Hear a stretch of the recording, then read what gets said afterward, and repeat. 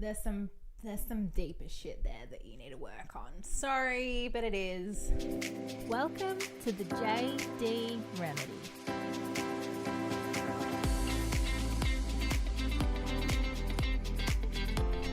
What's up, guys? I am back. It is your host, Jade, on the JD Remedy and YouTube if you're watching. So thank you so much for tuning in. Here I am. Bow, bow, bow, bow. Oh man, I know you've missed me. I know you're dying for this episode. I've had a couple of people checking in. So I love and appreciate you guys always holding me accountable. You know, you don't need an accountability coach or anything like that when you have followers that are like, bitch, get shit together. Where the fuck are you? Like, I need my entertainment. So thanks guys for kicking my ass and, you know, bringing me back. So here I am. I did take a break. I took a break. It was a nice break. I had a break. So look, there's been some tough times for everybody, I think, lately in the world that the year we shall not speak of, the year of 2020. There's been some shit. I think everybody, you know, is taking it day by day. There's been some struggles. There's been some celebrations for people, I'm sure. But for me personally, what's been going on? Look, I took a break. I took a mental health break. It is obviously ongoing and it's something that's very important. So, you know, shout out to everybody that's looking after themselves. I do really appreciate people checking in, but it's also very important to just take that time for yourself to kind of regroup and, yeah, just look after yourself mentally, physically, whatever you need to do. And it's okay to take that time for yourself and then come back fresh and renew and just bounce back, you know, rather than pushing through it when it would have been very obvious that I wasn't having a good time. So yeah, I think it's very important to be open and honest. I've always been open and honest and raw and authentic with you guys. If you guys have followed me on YouTube for many years, you would know that I always just tell you guys what's going on. Yeah, there's not much to talk about for now. I really want to focus on today's episode. What are we talking about? Let's talk about it. Stress. Oof. Does this word hit home for people like it does for me? Just prepare yourselves, because I don't know if I'm emotionally ready to make this video, this podcast, but I'm gonna fucking make it anyway, okay? It needs to be talked about. There needs to be some awareness in this area. People need to just, you know, listen in. If this aligns with you in any way or is affecting you right now or has in the past, or you feel like you're verging toward a fucking mental breakdown, then this podcast episode is for you. I am going to talk from experience. Been there, done that. I'm currently in therapy for it. So I really want to talk about it. I think it's important. When I talk about stress, obviously it's the long-term effects, and when you are in that way past zone of stress, meaning overwhelm, breakdowns, anxiety, depression, all that kind of stuff. So I think it's really important to talk about, because there are ways to prevent it and get through it. So let's talk about it, because I think so many people have egos or belief systems and they're like, it's fine, I'm okay, it's fine, this is normal, which is what I did for a very long time, and you just keep putting it off and not bringing attention to it. But it's like, are you really okay? It's okay. Like, take your ego out of the situation and really just look after yourself. So that's what this topic's going to be about. If you resonate with this, then please watch it, share the message. It's super important, okay? So let's talk about what stress actually is. I think in very small doses, it's good for you. Like, it's a natural thing, right? I think stress is a response that the body has.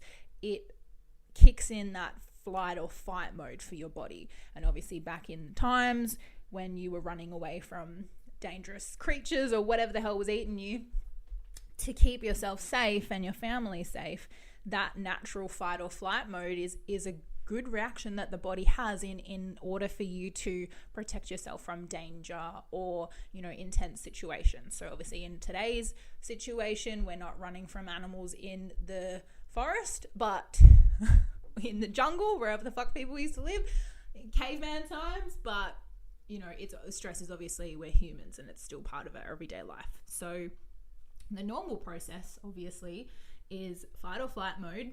You get away safely and then you come back to a relaxed state. So that, you know, constant up and down, it's normal only when you're in danger or when your body's trying to push you through something. I think the fight or flight mode is also present when you need to get through a really intense situation. So are you about to make a speech, or, you know, fucking go skydiving, or whatever it is where you kind of feel that little bit of stress coming on.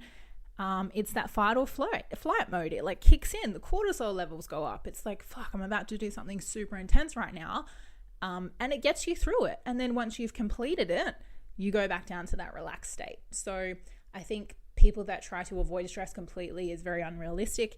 It is present in your life, but there's a difference between feeling that spike of stress and then coming back to a relaxed state versus that prolonged stress, which then develops into overwhelm, anxiety, etc., etc.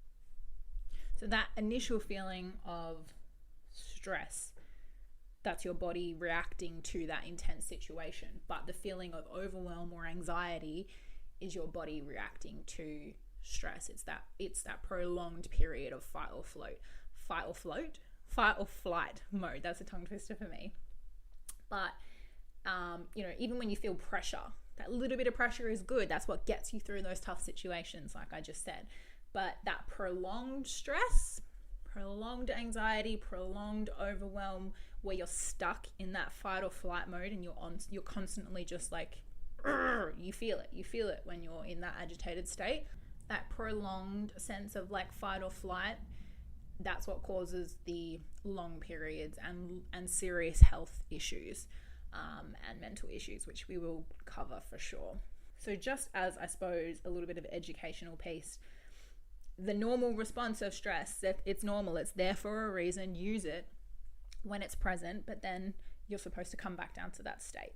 So bit of FYI, stress can be good. It can be it can be a helpful or a beneficial reaction or a behavior if it's used properly and if you're in a healthy state.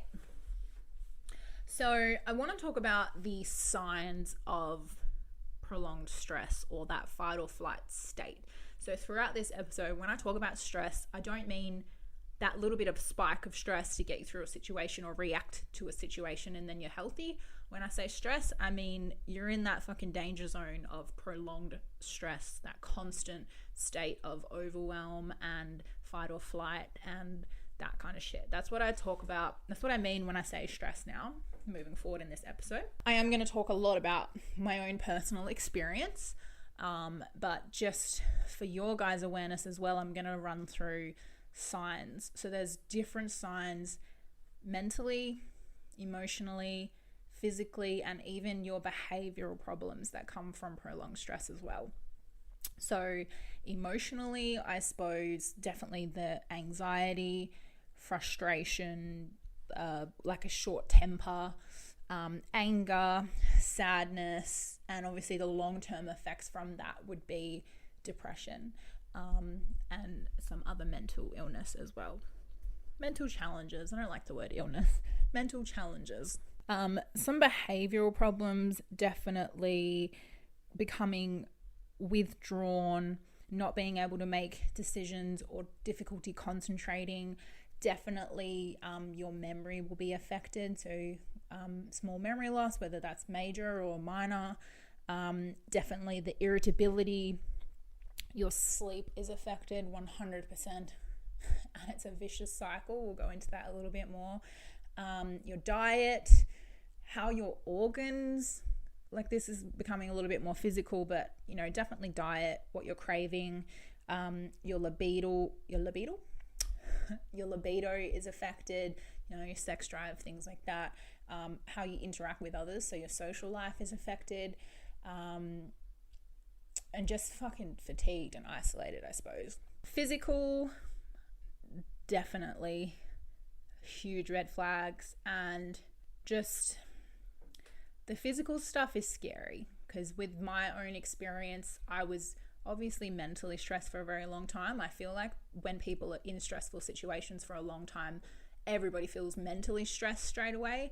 But when you get into that physical signs of stress, it's like pretty damaging long term, and it's pretty scary.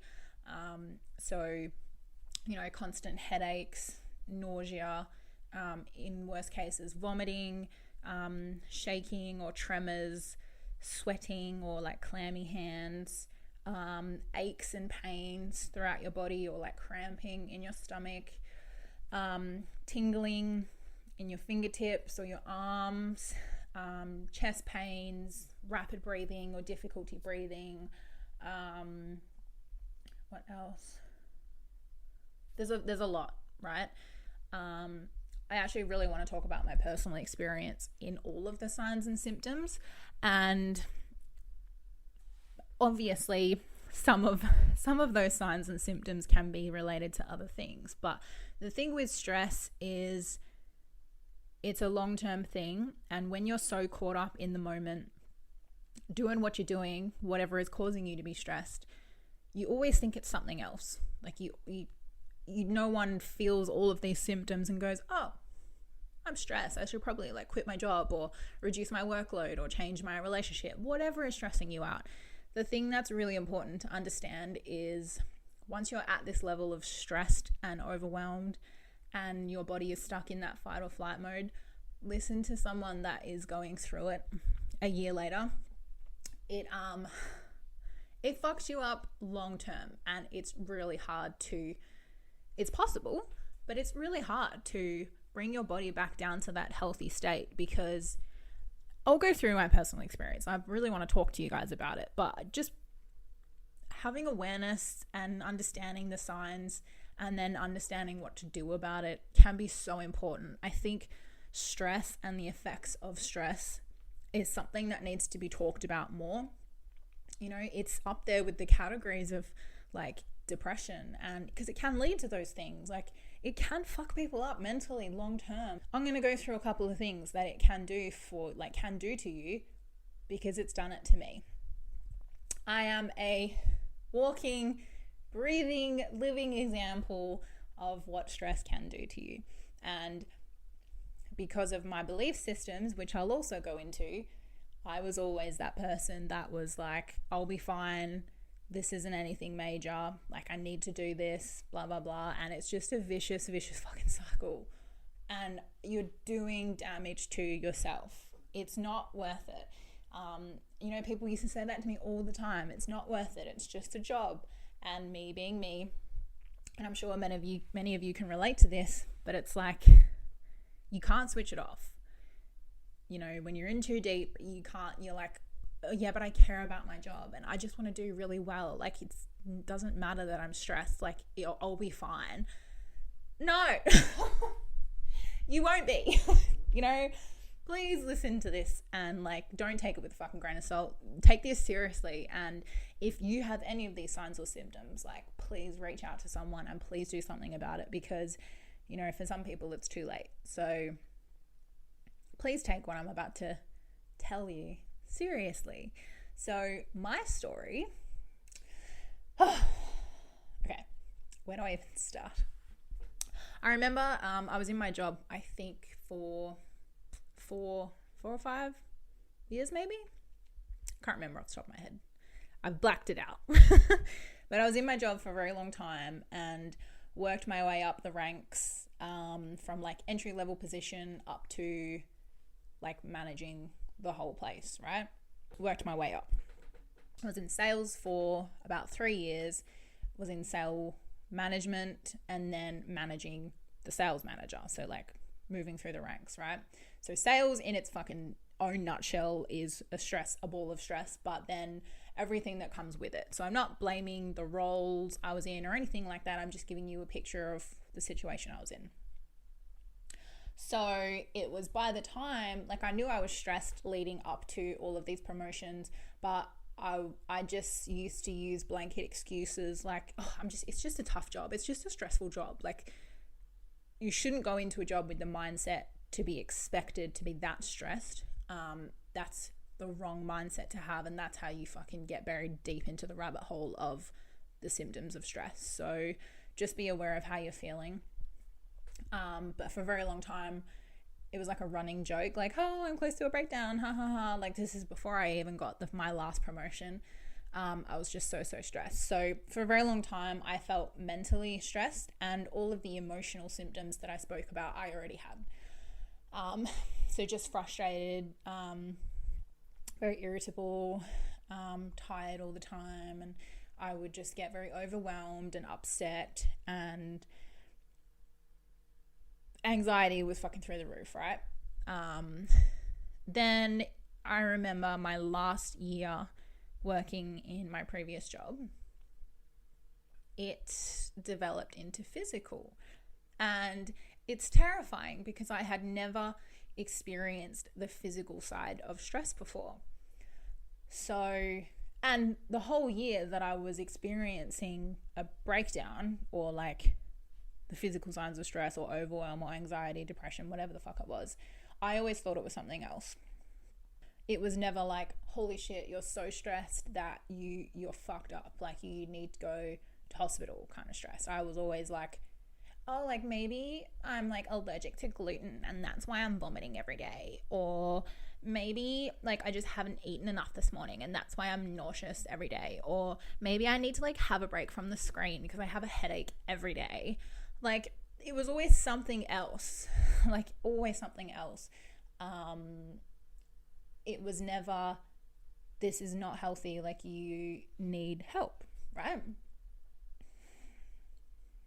It's hard to talk about because now that it's a year later and I'm sitting here still in therapy, like dealing with stuff and like helping my body come back to normal, I feel very frustrated that I stayed as long as I did and I didn't do anything about it, because now the effects are, I'm gonna have to work on them for years to come. Like they're long-term effects, right? So if you're in this position, I never listened to the people that told me to get out or change my shit. It's not just about the workplace. It's like anything that stresses you out, right? Listen to people that tell you. Like stress is such a serious fucking thing. And I know I'm rambling, but let's get into my personal experience, right? Some things that I experienced. So, every single day, no exaggeration, I had nausea. I was vomiting in toilets a couple of times a week. My cravings were so bad from the stress. I was craving really heavy carbs and salt really, really badly. So my diet went to shit, put on a lot of weight. My sleep was horrendous. And I don't know if you guys know anything about sleep, but sleep on its own, if you're not stressed, is such an important thing. If you haven't had a good night's sleep, it affects your ability to concentrate, to make decisions, like for your organs to work properly, healthy cell function. The list fucking goes on. Like, even if you're not stressed, you should be getting a good night's sleep just to fucking function properly. But stress affects your sleep. So I would not be able to go to sleep. So I'd go to bed at like 11 o'clock, right? And I would go to sleep probably 2 a.m. because my brain was just wired constantly. Like I couldn't fall asleep. Even if I'd had things to help me go to sleep, I would not be able to sleep. When I would fall asleep, I was not able to wake up in the mornings. I was very groggy, literally could not bring myself out of bed. It was awful. So I'd probably be running off of 4 hours sleep, not by choice. Like I wasn't fucking partying or going on benders. Like I just could not switch off. I couldn't fall asleep. And then when I eventually did, I could not wake up. It was horrible. It was such a horrible experience. And again, I wasn't like, oh, it's the stress. I was like, I'm just not a good sleeper. I just can't fall asleep. I'm the worst. Ha ha ha. It was a joke that I just wouldn't sleep. And my friends used to fucking make jokes about it at work. Like, you can always send Jade a meme at fucking midnight because she's always going to be awake. I was always the person in the group replying to messages because I was awake. Something on my sleep as well. I would like wake up in a panic once I was already asleep and I'd wake up in a panic and start checking emails on my phone. Like, who does that? Who fucking does that? The first thing I would do when I wake up would be check my emails on my phone. Like, come on, girl. Like, let go. And we'll go into that a little bit more about shutting off, but this is just my personal experience. What else was I doing? When it was really bad, I had like sweaty, clammy palms. My fingers would be super tingly to the point where I wouldn't be able to feel them, and I would like freak the fuck out because I'm like, I can't fucking feel my fingers. I'd get tingles running up my arm. I'd get really bad chest pains, like stabbing pains in my chest. It was terrifying. I would have really bad gut pains, like cramping in my stomach. I wouldn't go to the toilet for like a couple of days, like number twos, because my digestive system was fucked up. I just remember a couple of really significant times. I remember I was so sick and overwhelmed. I like ran to the bathroom and I just had a breakdown. Like, I was not crying, sitting there like, I don't feel good, like tears running down my face. I mean like that heavy, hyperventilating, sobbing cry where you like can't fucking catch your breath, like, and I was vomiting at the same time. So I was bawling my eyes out with my head hanging over the toilet bowl, and I had locked myself in a cubicle at work in the bathroom, sobbing, crying, vomiting, hyperventilating, was unable to breathe. Like, who the fuck is in that state at work? Who allows themselves to get to that point? Did I stop? Did I get help? No. Just kept going. Just kept going. Like, that's way beyond a red flag. That's like, bitch, you're stupid now. Like, you're stupid. And you know you're really stressed and overwhelmed and in that fight or flight state when really small things set you off. So for a person that's not stressed and has their shit together, they could receive a task or an instruction from their manager, and you go, oh, okay, no worries, I'll get that done. But for me, really small things like that, I would just, my body would start shaking, I would cry, because I was so overwhelmed that even the smallest bit of change or another bit of workload, something as simple as, hey, can you get this done by the end of the day, would be like fucking the end of the world. And I would cry, my body would set off, it would be a trigger to be like, it's the end of the fucking world, like there's no fucking way. I can't cope. So that's when you know you fucked up.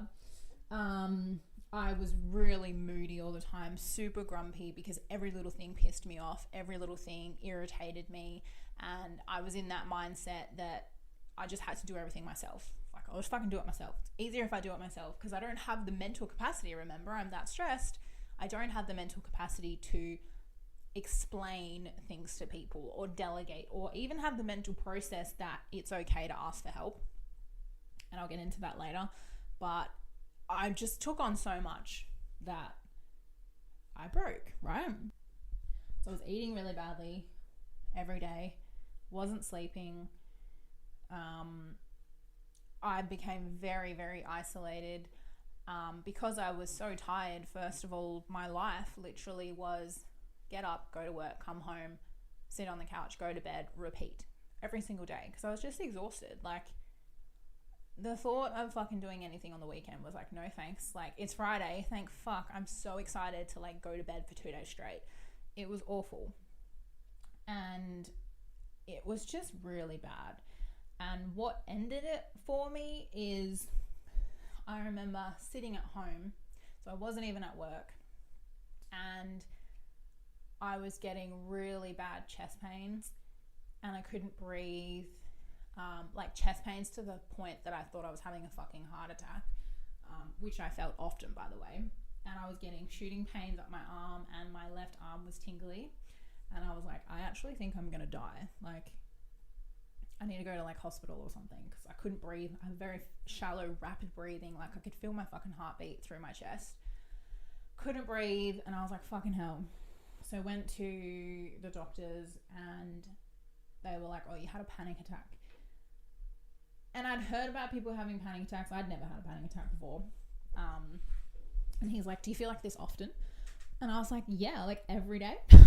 Like every day I work myself up so much that I can't catch my breath. I start crying. My chest hurts. And he's like, oh, so you pretty much have been having panic attacks every fucking day then? I was like, yeah. I remember one day, like I got to this point again where I worked myself up so much. I locked my door at work, sat under my desk and cried. And I turned the light off.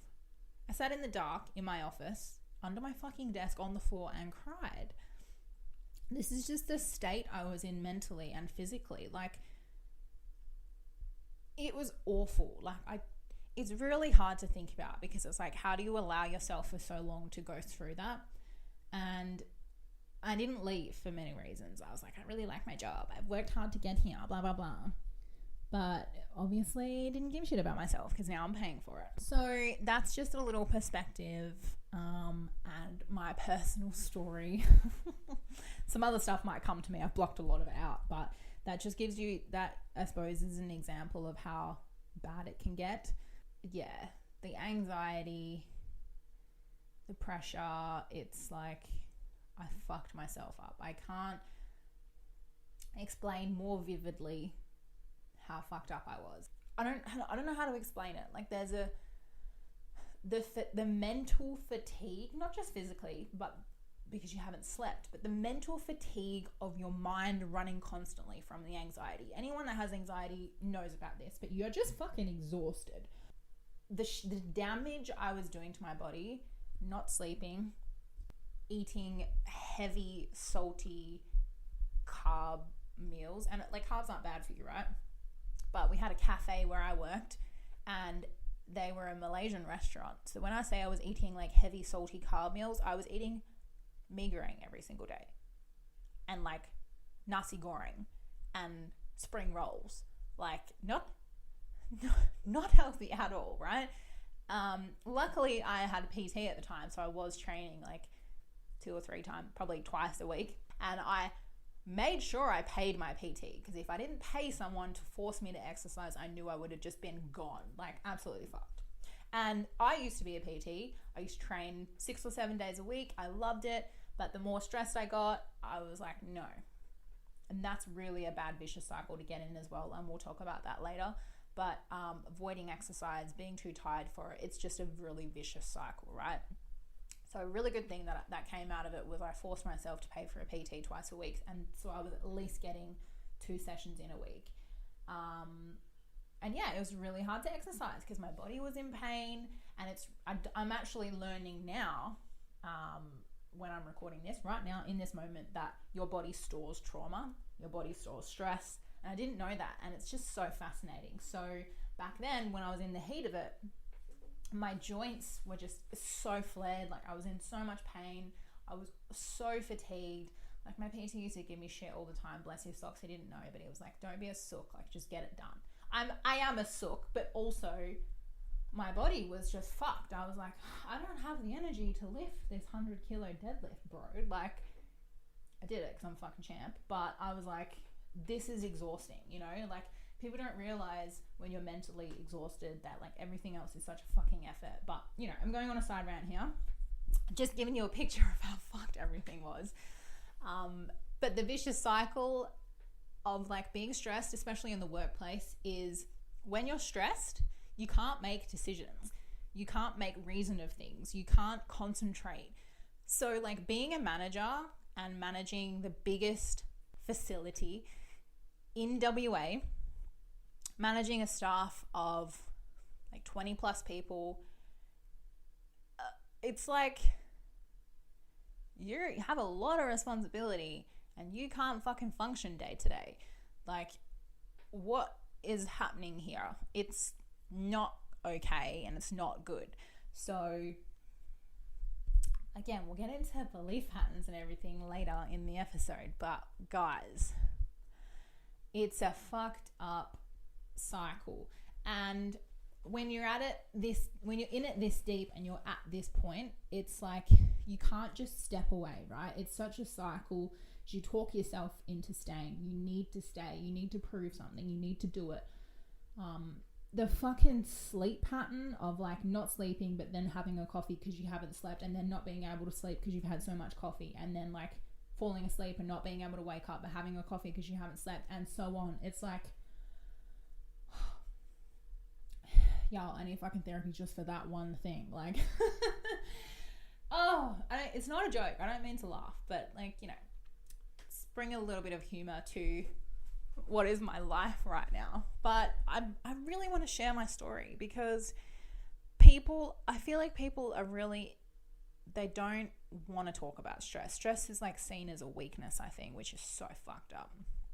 On top of people's belief systems, talking about you can't handle your workload, or you can't handle stress, or you can't make a decision, whatever it is seen as a weakness, I think.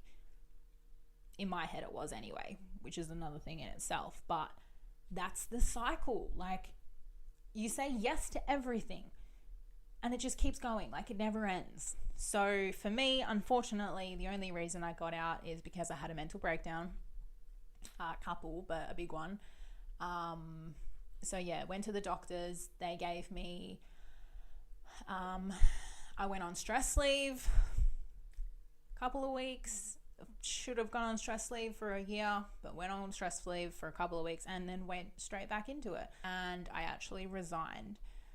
That was the hardest thing I'd ever had to do. But I did it because while I was on stress leave, obviously I was away from work and my body was fucked still while I was at home. Like my body would shake. I'd just keep crying at home. I was fucked. And it wasn't until I had the distractions of making decisions and, you know, leading people at work that I was like, fucking hell, like, when did I get like this? When did I end up in this state? So don't get to that point. If you resonate with anything I just said, you are way fucking too deep into it. If you have any of the signs or symptoms that come on the early stages of the emotional and mental fatigue and stress, like the irritability, the anxiety, frustration, sadness, anger, the short temper, whatever it is, just let's talk about like how you can help yourself, because please don't let it get to the point that I did, because I'm still dealing with it a year later, and I will be for many years to come. And I'll talk about the kind of therapy I'm doing and things that I now have to do for my mind and my body, to fix myself, because I fucked myself. So please, if any of that resonates with you, do something about it. Okay, so if you're not too far gone and you're heading in that direction, first things first is just awareness. Like, fuck, am I stressed out? Is anything that Jade just mentioned resonate with me? Am I feeling any of this? Yes, cool. Let's talk about what you can do. Obviously, everybody works differently, and, you know, stress can be apparent in any area of your life. It's not just work. You know, are you studying? Are you stressed in your relationship? Whatever it is. However this resonates with you, there's things that you can do. The first thing I would recommend is just have awareness. Have awareness. Talk to people about how you're feeling. Can you work through things with someone else? But seeking help is a massive thing, and it's okay to do. Take your fucking pride and ego out of it. You would rather get help early on than have therapy for a very long time, trust me. Okay? Take it from someone that's doing it. Have to-do lists at wherever this is affecting you. I'm just going to talk about work because that was my experience. And when I say to-do list, I mean, like, really think about what's on that list and do them one at a time.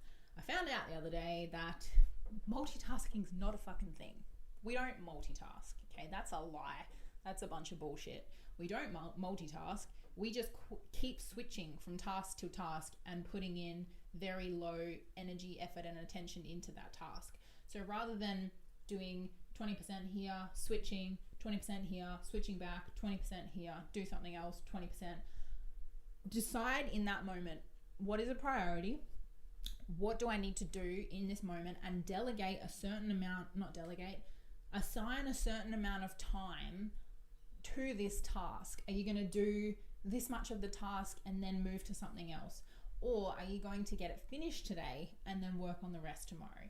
Having a to-do list and prioritizing what's on that to-do list is super fucking important. Otherwise, I think what brought the feeling of overwhelm and stuff on for me is because I was in charge of everyone, I would get a lot of things I had to do. People would just come in and say, can you do this for me? Can you get this done? Can you change this? Can you say this to the team? Like wherever that message came from, above me, below me, wherever it was, I always had constant tasks and things that I had to get done coming in fucking left, right, and center. And I would always stop what I was doing to do something else. So it became that overwhelming, chaotic environment of, I just have so much to fucking do. Like, I don't even know where to start. Like, so I wasn't doing anything to the best of my ability because I was, quote unquote, multitasking. But that's where the feeling of overwhelm comes in. Like, when you just give yourself so much shit to do, it's like, no, just prioritize it. Concentrate on that list. What's the main priority right now? And something that I actually learned from my previous boss, which I think was really smart, but I got it way too late, was, I forgot what he called it.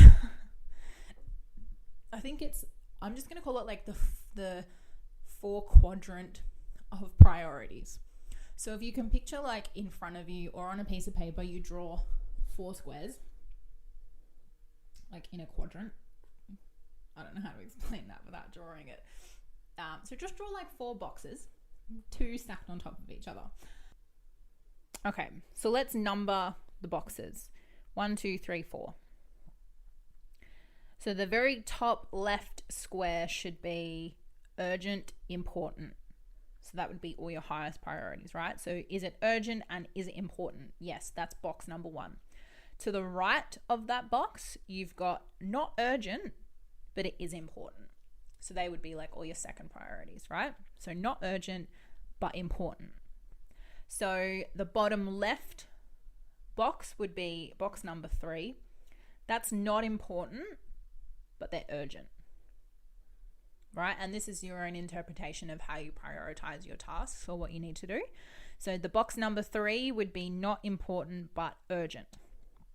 Box number 4 is not important, not urgent, right? So I don't know what example to give. You could use this in your everyday life as well. If you're studying at school or if you're at work, this eventually took a little bit of pressure off my mind, but obviously I was too far gone. But if you're doing this in the early stages, this can fucking help you so much, just with that chaos feeling in your mind of, fuck, I have so much to do, like the overwhelm filming everything. Use this quadrant to write down. So get it out of your head and onto paper. I'm a very visual person. I don't know if you work like that, but seeing the tasks in front of you, out of your head, and having them prioritized, knowing what you need to tick off when, was a huge help for me to get me through the days. So at the beginning of each day, when you wake up or when you get to work, whatever environment you're doing this in, if you've got that to-do list, so write a list of shit that you need to do in that day or in that week or month, whatever it is. What is like a pending task that you're currently working on, or a project or whatever it is, something, a conversation you need to have or something, whatever, like write a list. Then get your quadrant up and go, okay, task number 1. I'm trying to think of like, what's an important task? Fire Andrew. See you later, Andrew. Is he being a fucking shit person? Cool. That's urgent and important. Quadrant box number 1. Awesome. Order more toilet paper. Depending on how much you've got in stock, that's probably important, but not that urgent. Put it in box number 2. Color code the folders in your drive. Not important, not urgent. No one's going to die if you don't do it. No one's getting fired. Like, it doesn't affect your day-to-day roles. It's just organization, right?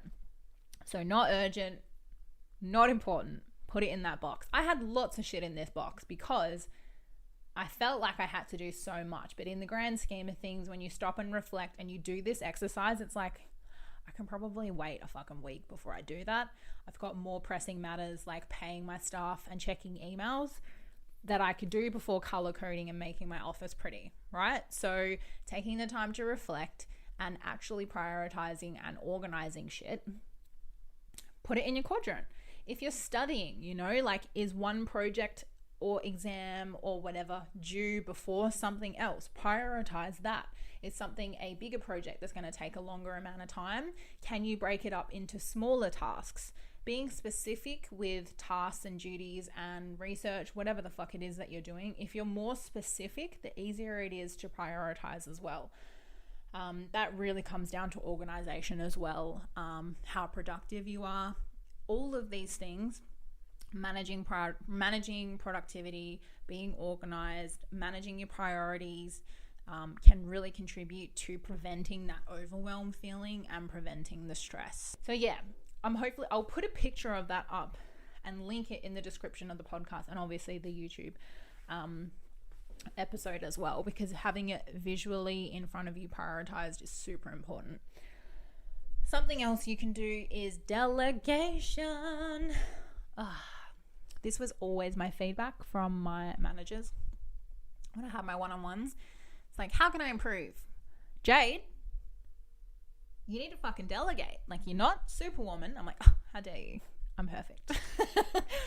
This was my biggest downfall, and it is my biggest downfall for many reasons, but my biggest downfall, which I could admit today, is I never delegated. I thought the easiest option would be to do everything myself. And even my head of departments, when we would do our head of department meeting, the managers that I was managing were like, we're here to help you. Like, we've got spare time. Is there anything we can do for you? No, because not that I didn't believe in them. They were fucking superstars. But in my mind, I was like, I don't want them to be under pressure. I don't want them to be stressed out. I want them to just focus on themselves and their shit. And I don't want to give them anything to do that I could be doing myself. That was my mentality, which is fine until you're in the state I was and doing every single thing yourself. The other downfall with that is you're not giving your staff opportunity to level up or practice or learn or get experience because you're just fucking doing everything yourself. I could do like a whole thing on management, honestly. So many lessons. But anyway, getting off topic, delegation is a huge, huge thing to prevent overwhelm. If you look at it with the mindset of, maybe things in that not urgent and not important quadrant box. Are there things that you can give to your other staff? Are there things that you can get help with from a friend? I'm trying to think of other scenarios you might be stressed. Like, is there anything else in that to-do list that you can ask for help? Or give people the opportunity to upskill and get experience and learn from? Or are there just things that only you can do because you have the skill level? Like it's your job to do it.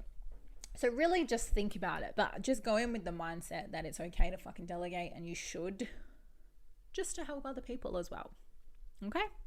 Take it from someone that never delegated and ended up having a mental breakdown because she took on too much. Okay? If that's the one thing that you can take away from this, is it's okay to delegate. Does that rhyme? That could be cool. It's okay to delegate. Yeah, we'll pretend it does because that sounds fucking sick. Okay, so there's some things so far. Another thing you can do to prevent overwhelm is communicate. Seems pretty fucking simple, but it's things that we don't do. Like making sure you tell your staff, like, I really just need the next hour or two to get through some stuff. After that, I'll be available for help. That's something that I really struggled with because I was always putting other people first and I always wanted to help and lead my teams. It was like, come in whenever you need it, and that would interrupt my tasks and my mindset, my fucking brain. So don't be afraid to communicate with people. Like, Mom, I'm studying for the next 2 hours. Please don't interrupt me. Or put your phone on do not disturb, or whatever it is. Don't be afraid to talk to people and say, I'm taking from 1 p.m. to 2 p.m. today. I need to be left alone. There's some really important stuff I need to get through and get on top of. Communication is also important in terms of, seeking help from your line manager or whoever it is, just to make sure that you understand and you're on the same page of what it is that you're meant to be doing and the outcome. Because a lot of overwhelm can come from unrealistic expectations or deadlines, or just not understanding what you're supposed to be fucking doing. So, just make sure you're on the same page with that. But also asking for help when you are feeling that little bit of anxiety or overwhelm. Just that reassurance can go so far sometimes with people. Like, hey, I just want to make sure I'm doing this correctly. Are we on the same page with the outcome? Yep, you're doing great. Can change your mindset in an instance from that anxiety and that worry of, am I doing the right thing? Am I going to be like have a good outcome? Are they going to be really proud of me? Whatever the fuck it is that goes on in your head. Having that verbal, what's the word I'm looking for? Verbal reassurance that yes, you're on the right track, keep going, can take so much of that pressure and overwhelm away. Just communicate. So important. I can go into so much of this, but just so fucking important. Spend that time every morning to just plan your day. Hour by hour if you need to, and set timers in your calendar to go off or on your phone, whatever it is. You have an hour to go through your emails. You have an hour to do this meeting. You have an hour, or however your day looks, wherever you are. You have an hour to study this. You have an hour to study that. You have an hour to do that. Whatever it is, plan your day hour by hour to prevent that overwhelm, to prevent the useless multitasking where you're not actually fucking doing anything. Take the time to actually plan your day, even if it's not hour by hour. Do you take any time at the beginning of your day to plan? And the opposite of that, are you spending any time at the end of your day to reflect? Before you go home, before you leave work to go home, what did you get done today? What didn't you get done today? Why didn't you get it done? Could you ask for help tomorrow? Do you need to move it to a different box in your quadrant? Do you need someone else to work on it for you? Whatever it is, it's really important to reflect on your day and make necessary changes the next day. This is another one of my downfalls and why I ended up the way I did. I never reflected and I never changed anything. So my days were so repetitive in the sense of it was just this constant cycle of bullshit. Like I never made necessary changes or asked for help or actioned anything. So that's super fucking important as well. Not only planning your day or your week, if you're a weekly planner, but do you actually make time in your day or your week to stop, reflect, and make necessary changes? If not, then do it. Okay, in terms of like reflecting on your day, these are some things that you should be reflecting on. So in terms of stress and why you feel stressed and why you feel overwhelmed or you're getting to that breaking point, reflect on a couple of different things, right? What specific task or project is stressing you out and why? What about that task is stressing you out? What specific conversation has triggered you to feel stressed or under pressure or overwhelmed? However you're feeling, or anxious. What about that conversation? Was it with someone in particular? The tone of the conversation or the outcome of the conversation? Like, what is making you stressed and anxious? Is it the workload? How much have you taken on that's making you overwhelmed, and then have that quadrant in mind. Can I delegate something? Can I ask for help with something? Always have awareness of what is stressing you out. So then you can change it. Then you can fix it. Then you can ask for help. Then you can delegate it. If you don't have awareness of these things when you reflect, how are you meant to stop them or change them? And again, your environment. Is it a specific person or your partner or a friend that always makes you feel overwhelmed? Or is it a specific workplace or somewhere in your workplace? The role that you're doing, things like that. That's all I can think of for environment. But is it something in particular that you can change? If yes, then do it. A really important question as well. And we'll go into this in the next section. My tummy's rumbling. I don't know if you can hear that. But something that really sticks out to me now that I've gone through in therapy is, what are you trying to prove? Ooh, that'll hit some fucking bits for people. What are you trying to prove? Let that one sit with you for a bit while I have a sip of water. So, I know I'm coming in with the hard hitters. This is like a therapy session right now. Let me help you. So, which brings me to To my favorite part of our stress talk, there's some deeper shit there that you need to work on. Sorry, but it is. And let me give you an example of why. There will be two people in the exact same position, same workload, same environment, whatever, and have two very different mental, physical outlooks and how they feel in terms of how stressed they get, how overwhelmed, how anxious, if that makes sense. So why? Oh, this is my favorite part. Like I love this shit. What are your personal expectations for yourself, for your progress, for your work, for your skill set? What are your personal expectations? What are your characteristics? Such good stuff. What are your characteristics? A big one. What are your belief systems? I will go into depth around belief systems because it's super important. And what are your values? You know? So, super important to have awareness of this as well, because if you don't have awareness of these things or get help or change them, if they're not serving you, obviously, don't fix something that ain't broke. But for me, and my partner said this to me when I was considering, are you ready for a laugh? I was considering going back to my previous job. Okay. And I said, I think I'll be okay, like going back now, because my previous boss was trying to get me to come back. Because again, I'm perfect. But I was like, I think I'm okay now. Like now that I've stepped away, I know how I'll do things differently. I'll be fine. And my partner was like, are you fucking crazy? Like, no offense. Love you. But this is just who you are. Like you're going to go back and it will be the same. And I was like, I was offended. I was like, are you kidding me? That's like low key an insult, but you're right. Like what the fuck? And it took me a while to realize. I was like, hang on a minute. I hate it when you're right. But he is like, and I now know this. Again, this is something I've worked on in therapy. And I'm very happy to take ownership of how I show up in situations. I'm a people pleaser. I always put people before myself. And a little bit of a control freak, not gonna lie. A little bit, lots. Potato. I'm a control freak. So the conversation I had with my therapist and kind of with my partner was, am I going to be like this if I go to another workplace in a leadership role?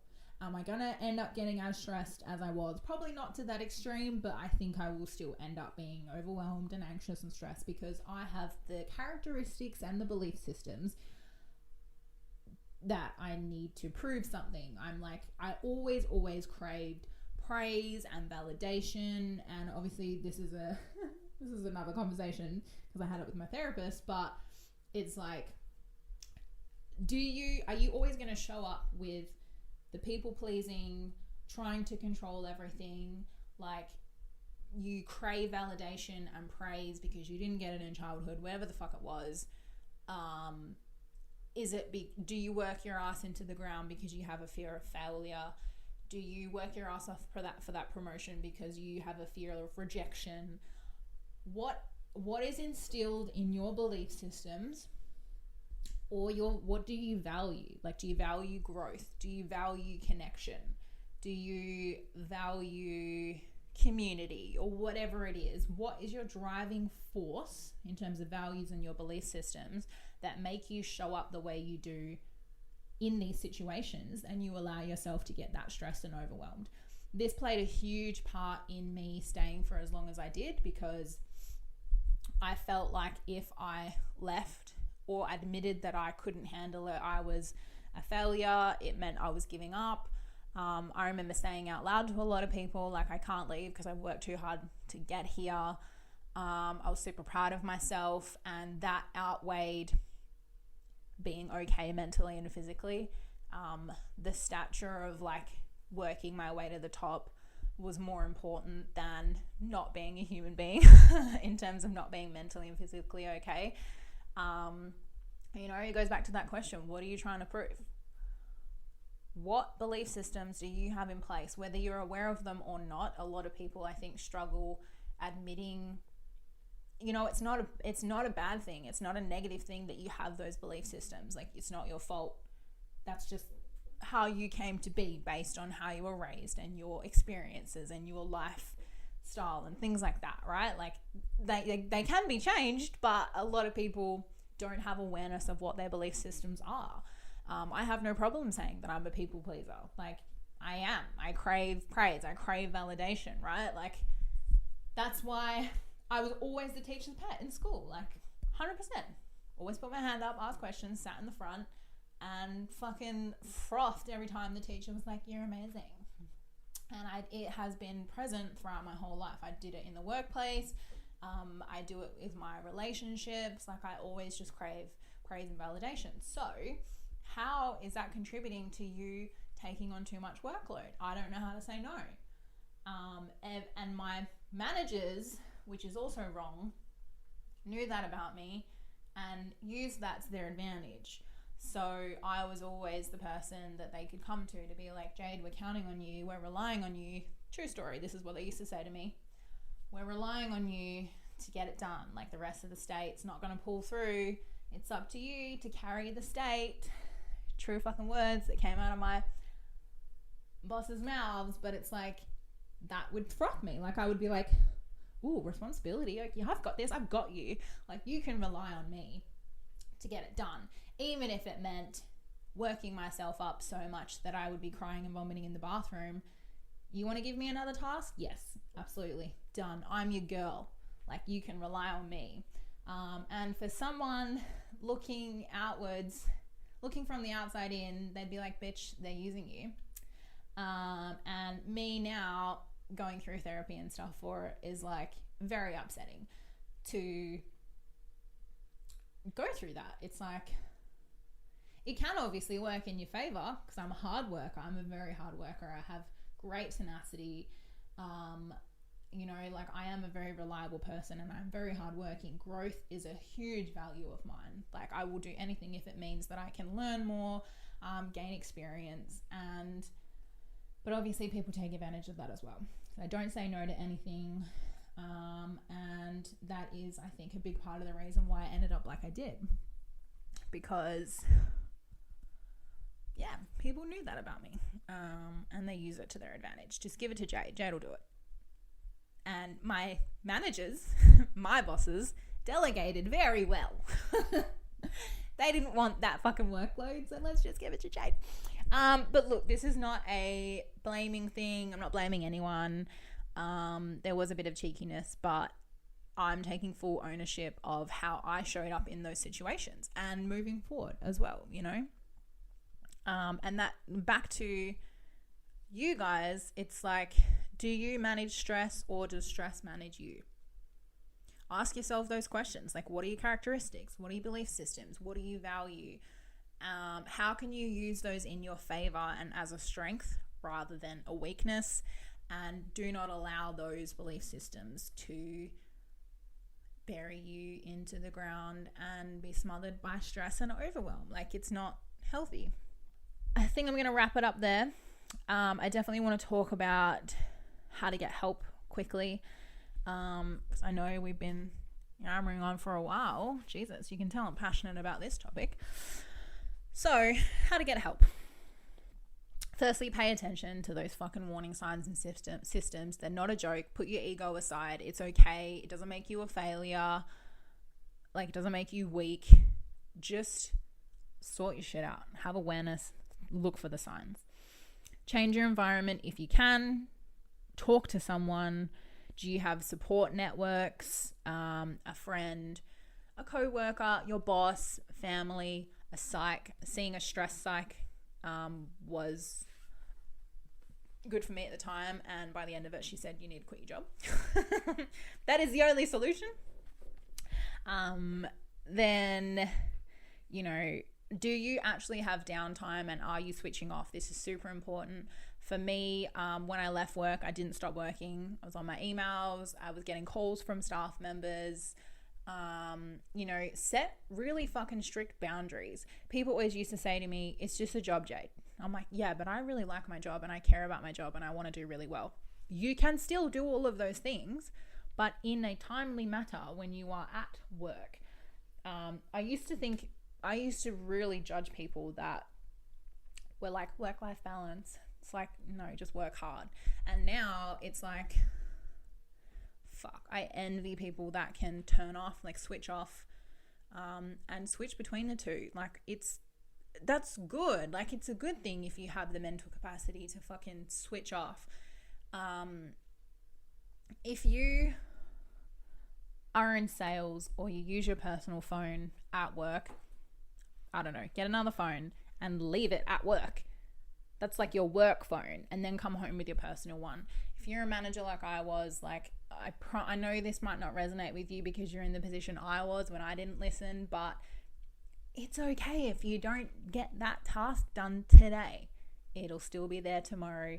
The fucking business isn't going to collapse around you if you don't reply to this one person today. Like anything can be fixed, honestly. What's the worst thing that can happen? Me working from 9 till 8 or 9 o'clock every day, that's physically in the workplace, by the way. I wouldn't leave work until like 10 hours later. And then continuing my work at home, like what did it actually do? Because the work continued to come in. It's not like when I finish that one task at 11 p.m, I can have a break tomorrow. No, the task continuously came in. So, you know, the fucking place isn't going to fall apart if you switch off for your deserved switch off time and just continue it tomorrow. Like what's the worst thing that can fucking happen? And again, if you need to reflect at the end of the day or do your important, not urgent quadrant, you know, I think it's easier to switch off if you have that mindset of just reflect on your to-do list, your priorities, and do your quadrant. I think it's easier to switch off knowing that it's organized for the following day. If you don't take the time to reflect or organize or do your to-do lists, obviously your mindset's going to carry on after work because you're constantly thinking about it. It's like, oh, did I do that thing that I needed to do? And I wonder what that member's going to reply about. Or I'm obviously speaking from very personal circumstances, but whatever situation you're in, did I do that thing for that client? Whatever it is, I really think it's important to have that time to reflect and organize. Otherwise, it's hard for you to switch off because you haven't wrapped up your day mentally. Like you need to do something that wraps up the day, and then you switch and go outside of work mode. Because if you haven't done anything to wrap up the day, it carries on, trust me. And self-care, like diet and exercise is huge and makes a huge difference in your overall health, your energy levels, your concentration, your mindset. Having that outlet for your self-care, like when you're stressed, do you come home and run a bath with candles? Do you read to take your mind off things? Do you exercise? Do you go for a drive to your favorite place? Like make sure you have things that you can actually go to that isn't involved with work. Don't have conversations about work. Don't do your work tasks from home. Like come home and do something to switch your mind to something else. Is it meditation? Is it yoga? Like whatever the fuck it is, make sure you actually have things planned in your week where you know that's not a work time. What are you doing to look after yourself? Because hopefully you're not getting to the position that I was in mentally and physically, because it's fucked. If you are, honestly, I hope that you're not in that place because it is a really bad place. But things that I've done to get through it, I do things mentally for my mental health and for my physical health because they are all connected. So see a psychologist, counselor, therapist, whatever you want, because it's good to talk about the deeper stuff, like the belief systems. Why are you showing up the way you are? What do you value? Things like that. So even if you just see a psych, to explore why you're doing the things you do is super valuable. Talk to someone if you can't afford therapy wherever you are. Talk to a friend, talk to a coach. Like if you're part of a Facebook group like you are, if you're listening, I do have the Facebook group for the girls, and I don't know if the boys are in it. I think it's just girls. You know, reach out to people if you have those groups. Like it's okay to tell people if you don't want to talk about it at work. Fucking reach out to your friends, reach out to a Facebook group. Heaps of Facebook groups do anonymous posts if you're not that comfortable. But like my point is talk about it and reach out when you're not okay. I'm also doing kinesiology. sessions. It's way too fucking hard to explain what kinesiology is, but pretty much it's about like the body stores emotions and trauma and stress. So it's just about like recentering my body, my energy, and things like that. So my adrenal glands are completely ruined. It's going to be a really, really long process. I found out a couple of days ago. To repair myself. My central nervous system's fucked. And guys, I left my job in January 2020. It's now nearly December. So it's been a year and my body is not okay still. So when I say like long-term effects, it's really not worth it. I can't even imagine what it's done to me hormonally, which is scary, like getting pregnant and things like that. But you know, it affects your organs. So kinesiology, I will leave a link to the person that I see specifically. If you go on her website, it actually tells you what kinesiology does and how it helps. Just mindfulness stuff like journaling, meditation, things like that would probably help you guys.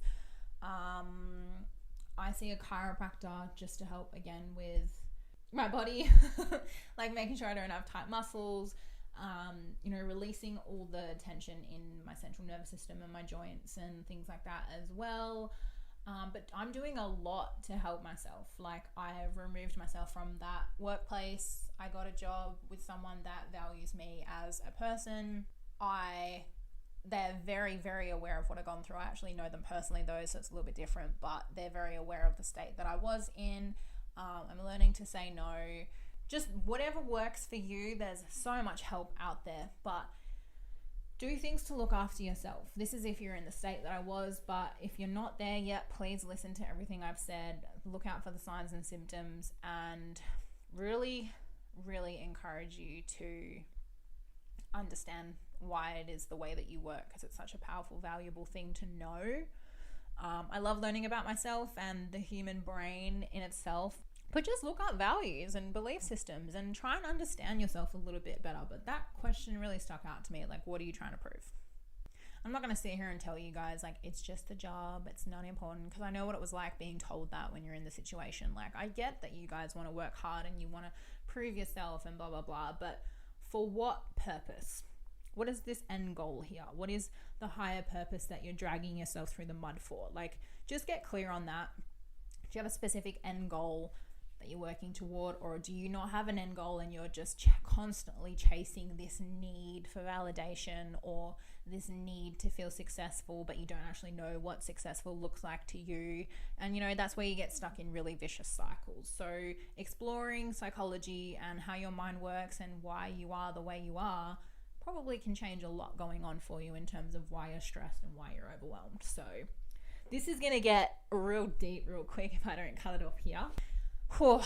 Today's session, guys, it's a lot to take in. I really appreciate you listening and tuning in. I really hope some people got some big takeaways from this. It's something that's been super present and important in my life at the moment, hence why I took a break. But happy to talk about it. If you guys have any questions, please make sure you're part of the Facebook group. Let's talk about it. I will add the link to join the group there. I post all the podcasts to give people the platform to ask questions, to actually discuss their situation on the topic. But yeah, welcome to follow my YouTube as well. There's obviously the comment engagement section there. Follow the podcast, join the Facebook group. What else am I forgetting? Welcome to follow me on Instagram if you like.